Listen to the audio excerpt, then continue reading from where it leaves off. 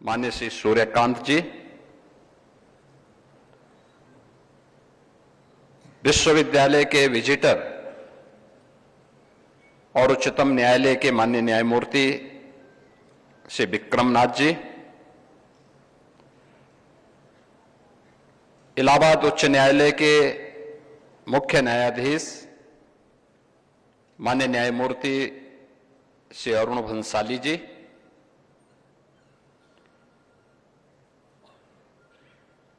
उत्तर प्रदेश सरकार में मंत्रिमंडल के मेरे सहयोगी उच्च शिक्षा के मंत्री श्री योगेंद्र उपाध्याय जी, विश्वविद्यालय के कुलपति प्रोफेसर अमरपाल सिंह जी, इलाहाबाद उच्च न्यायालय के सभी माननीय न्यायमूर्तिगण, विश्वविद्यालय के सभी फैकल्टी मेंबर्स, इस विधानसभा क्षेत्र के विधायक श्री राजेश्वर सिंह जी और उपाधि प्राप्त करने वाले सभी छात्र छात्राओं और उनके अभिभावकों के आज के इस दीक्षांत समारोह में मैं आज के इस समारोह के मुख्य अतिथि माननीय न्यायमूर्ति श्री सूर्यकांत जी का और अन्य सभी सम्मानित अतिथियों का हृदय से अभिनंदन करते हुए आभार व्यक्त करता हूं।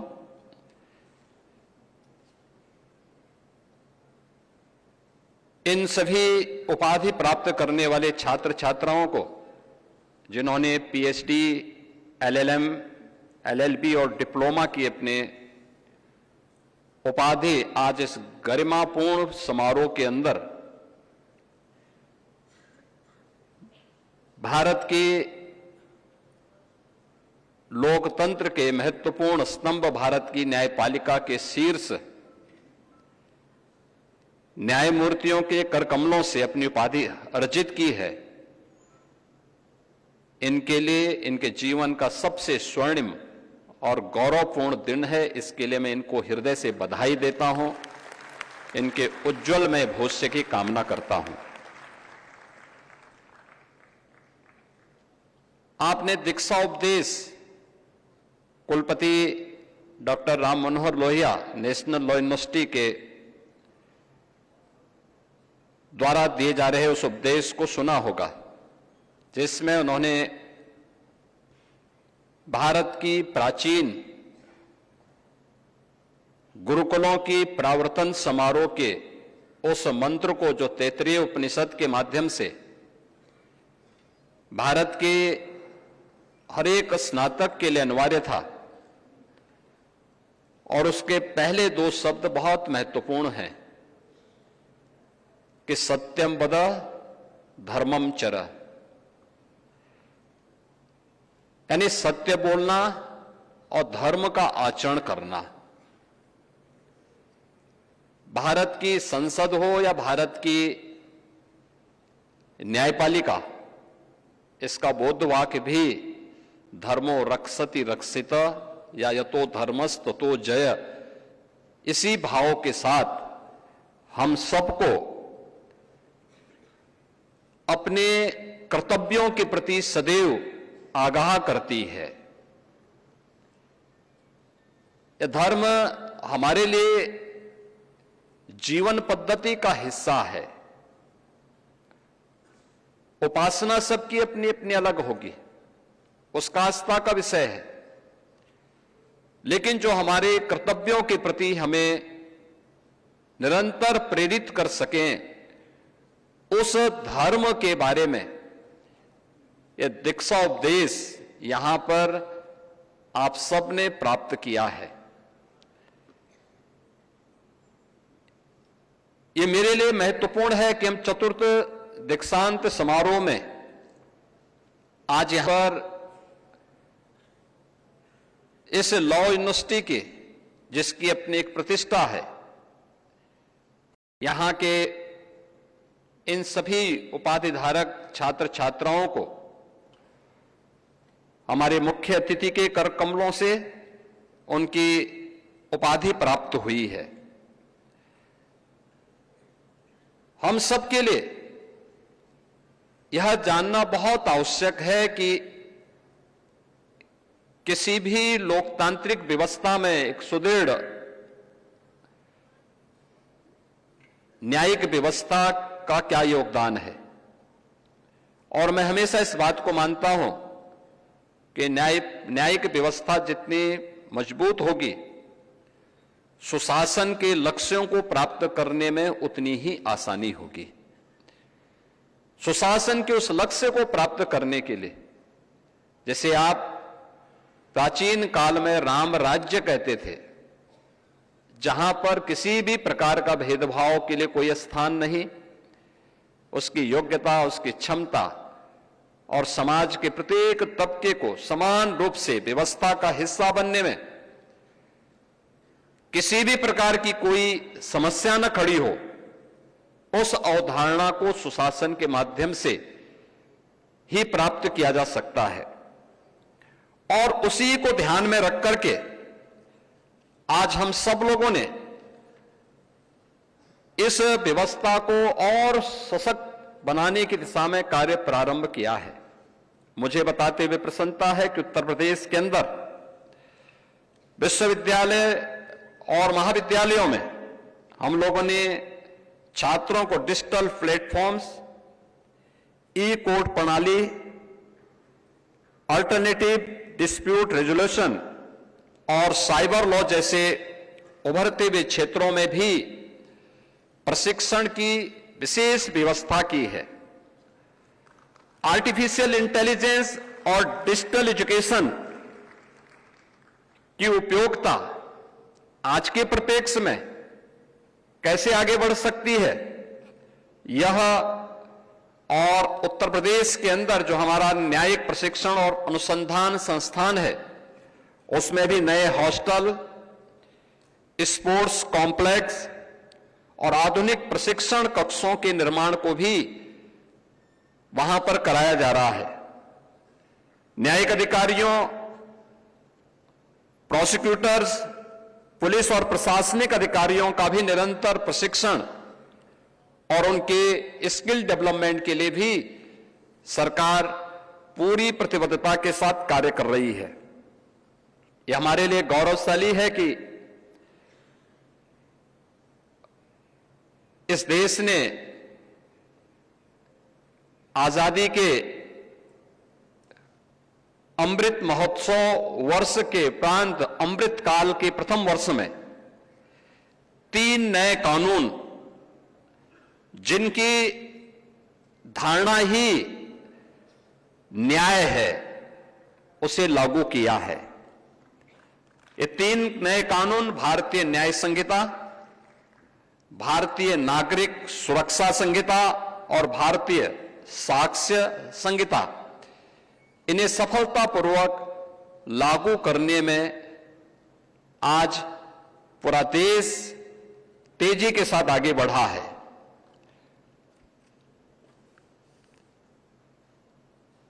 रूल ऑफ लॉ, यह बेंच और बार के बेहतरीन समन्वय से ही आगे बढ़ सकता है।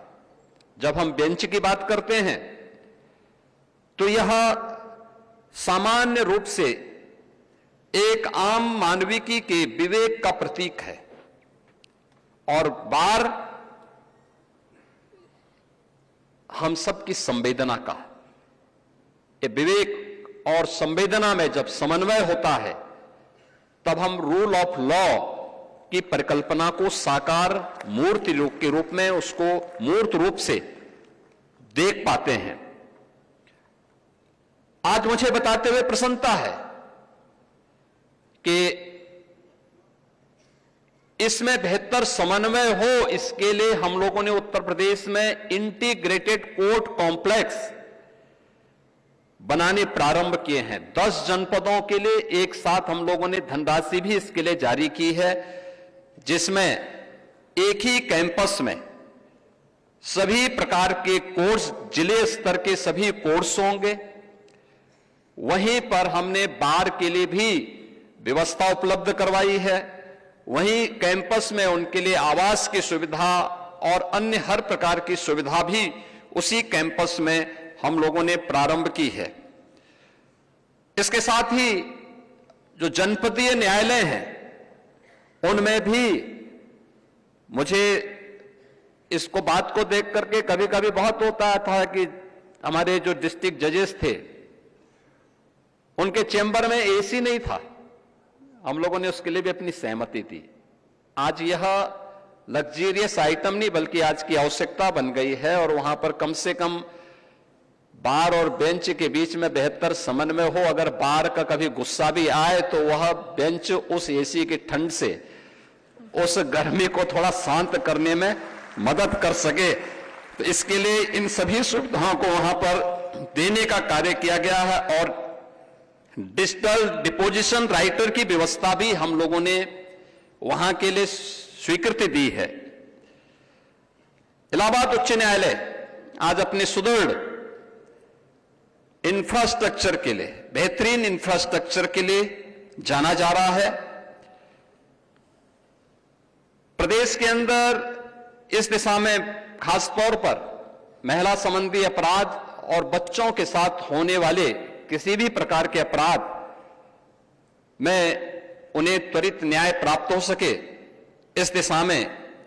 प्रभावी पैरवी करना, महिलाओं से जुड़े हुए मामलों में 380 से अधिक पास्को और फास्ट ट्रैक कोर्ट के गठन की कार्रवाई को भी प्रदेश सरकार ने तेजी के साथ आगे बढ़ाने में मदद की है। लोक अदालत, मीडिएशन, आर्बिट्रेशन के माध्यम से भी त्वरित न्याय उपलब्ध करवाने की दिशा में महत्वपूर्ण कदम आगे बढ़े हैं और इस दिशा में विधिक सेवा प्राधिकरण और न्यायालयों की भूमिका भी अत्यंत महत्वपूर्ण है और इस दिशा में तेजी के साथ कार्य किया जा रहा है। विधि विज्ञान प्रयोगशालाओं को एक तेजी के साथ हम लोगों ने प्रदेश के अंदर हर रेंज स्तर पर एफएसएल हमारी स्थापित हुई है, उन्होंने कार्य करना प्रारंभ किया है और स्टेट स्तर पर हम लोगों ने यूपी स्टेट फॉरेंसिक इंस्टीट्यूट का भी गठन किया है, जिसके माध्यम से अच्छे और दक्ष युवाओं को हम लोग इसका प्रशिक्षण दे सकें और हर एक तबके को भी उसके साथ हम जोड़ सकें। यह कार्य भी आज हमारे प्रदेश के अंदर कार्य करना प्रारंभ किया है। इंटरऑपरेबल क्रिमिनल जस्टिस सिस्टम को भी आज हम तेजी के साथ प्रदेश के अंदर और सशक्त कर रहे हैं। इसके अंतर्गत ई कोर्ट्स, ई पुलिसिंग, ई प्रोसिक्यूशन, ई फॉरेंसिक और ई फ्रीजन को भी एक इंटीग्रेटेड प्लेटफॉर्म के साथ जोड़ने की कार्रवाई तेजी के साथ आगे बढ़ी है।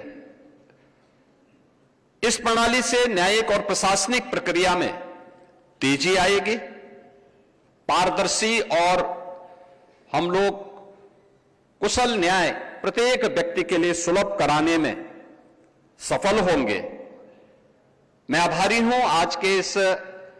गरिमापूर्ण समारोह में doctor Ram Manohar Lohia national law university के इन सभी उपाधिधारक छात्र छात्राओं को मुख्य अतिथि के रूप में माननीय न्यायमूर्ति श्री सूर्यकांत जी का आशीर्वाद और मार्गदर्शन प्राप्त हुआ है। माननीय न्यायमूर्ति श्री विक्रम नाथ जी का आशीर्वाद और मार्गदर्शन प्राप्त हुआ है और इलाहाबाद उच्च न्यायालय के माननीय मुख्य न्यायमूर्ति श्री अरुण भंसाली जी का भी मार्गदर्शन और आशीर्वाद प्राप्त हुआ है। मैं इस अवसर पर